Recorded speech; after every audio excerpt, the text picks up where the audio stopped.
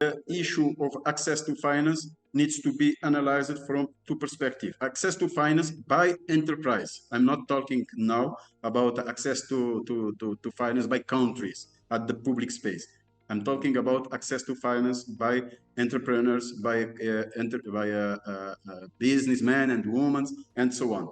And we need to analyze this at two perspectives, at supply perspective and at demand perspective. Supply perspective means to try to answer the following questions. Are the existing market solutions, financing solutions that are available to African enterprise adjusted to what is needed to tackle this issue of the climate change? This is the first question. And in the same perspective of a supply side of this analysis, what is the cost, what is the price that these suppliers, means banking, investors, insurance companies, they are demanding from those companies, and if this price is fair, it's realistic, if it can help on this overall process of accessing financing.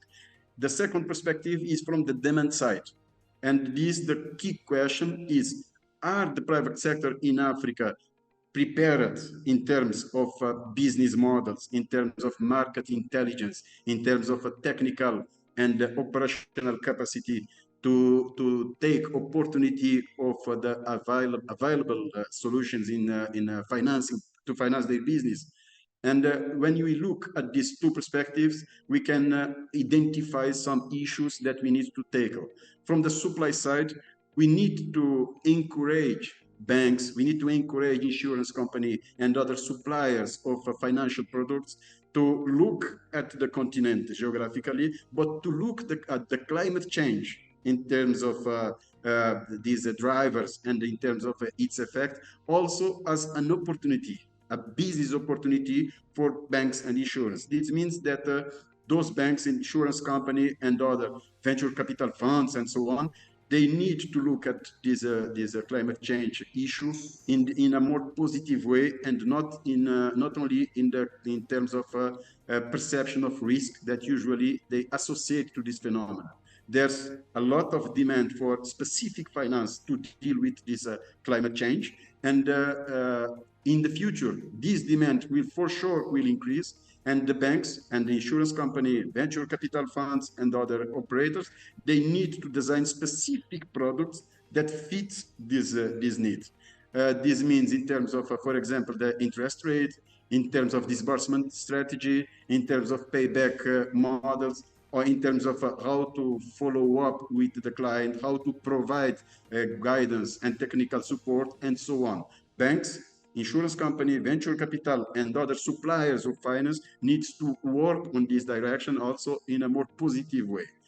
Back to the other perspective of the demand side. And here you have some issues. One of the critical issues to access finance by companies in Africa is collateral.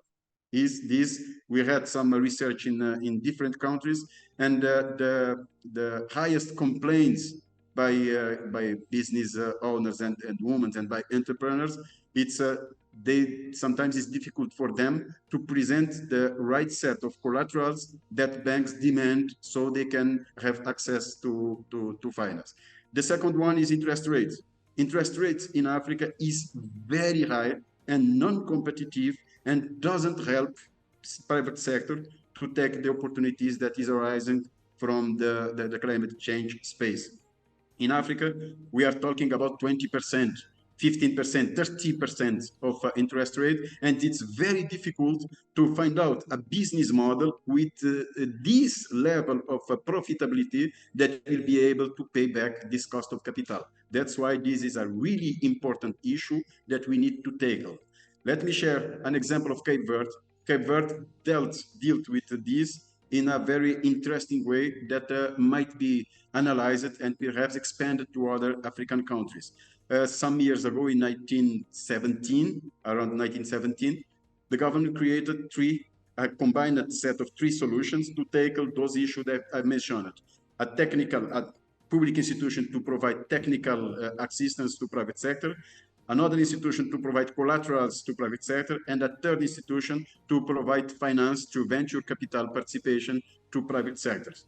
And this combined approach between technical assistance, between collateral, and between venture capital works very well. And when it comes the COVID crisis, it helps a lot the private sector to deal with this shock, this external shock that hit the Cape Verdean economy very high.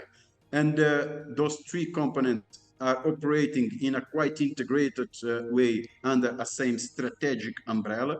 And I'm mentioning this here that perhaps can be an interesting case to analyze and, as I said, to apply in other geographies across the continent.